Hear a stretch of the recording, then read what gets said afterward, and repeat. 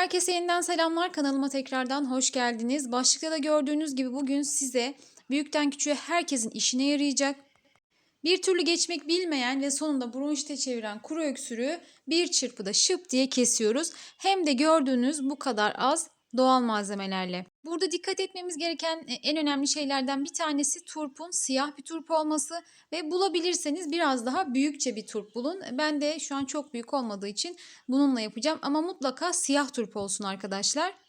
Biliyorsunuz kış ayındayız arkadaşlar. Hastalıklar arttı, salgınlar var ve artık grip bile o kadar dirençli bir hastalık haline geldi ki gripten ölen bile bir sürü kişi var.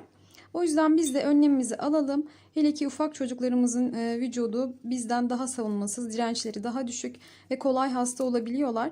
Onlar için özellikle bu tarifimi gönül rahatlığıyla kullanabilirsiniz. Zaten çoğu kişi bunu duymuştur. Özellikle annelerimiz eskiden çünkü çok yaparlarmış. Şimdi çocuklara kullanıyoruz dedim ama 2 yaşının üzerindeki çocuklara kullanıyorsunuz. Evet, ben şöyle başladım.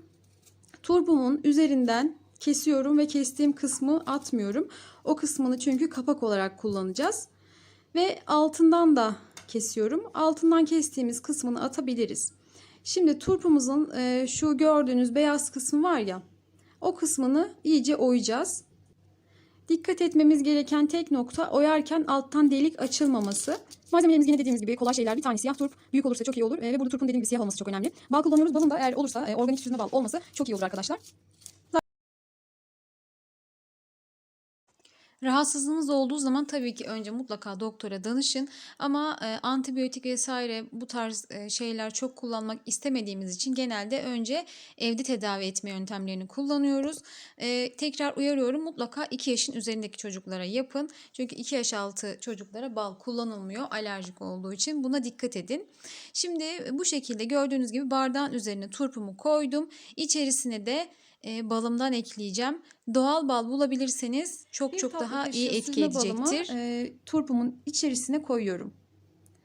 Şöyle biraz fazla aldığım için döküldü ama oraları sileriz artık. 1 yemek kaşığı balımı turpumun içerisine koydum. Şimdi bunu oyduğumuz için arkadaşlar aşağısından bu balın süzüldüğünü göreceksiniz. Tabii bunun için de 12 saat beklemeniz gerekiyor. Burası da çok önemli. Bunu yaptıktan sonra üzerine kapağını kapatıyorsunuz. Bu kapağı demiştim soyarken atmıyorsunuz diye. Kapağı kapatıyorsunuz ve mutlaka 12 saat boyunca bu karışımı bekletiyorsunuz ve beklerken bu bardağın iç kısmına turpun süzüldüğünü, balın süzüldüğünü göreceksiniz. Akşamdan yaparsanız daha iyi olur. Çünkü sabahları aç karnına kullanırsınız. Daha etkili olacak. Öksürük, bronşit, grip, solunum sistemi rahatsızlıkları için doğal bir yöntem arkadaşlar. İnanın çok güzel bir tadı var ve hazırlanması da bir o kadar kolay gördüğünüz gibi. Siyah turp kullanıyoruz dediğim gibi. Neden siyah turp? Kırmızıya oranla daha sağlıklı. C vitamini açısından portakal ve diğer meyvelerden bile daha üstün. Yaptığımız bu karışımın içinde çok yüksek miktarda antioksidan var arkadaşlar. Bu kan damarlarınızı hasarlardan koruyor. Yorgunluk ve kas kramplarınızın düzelmesine yardımcı oluyor. Kabızlığı önlediği için sindirim sistemimizi de düzenliyor aynı zamanda. Ter atmamızı sağladığı için vücudumuzdaki toksinlerin hızlı bir şekilde atılmasını sağlıyor. En önemlisi de öksürüğün kesilmesine yardımcı oluyor. Bronşiti çok hızlı bir şekilde geçiriyor. Balgam söktürücü özelliği de var. Evet arkadaşlar, görüyorsunuz 12 saat sonra ben karışımımı aldım.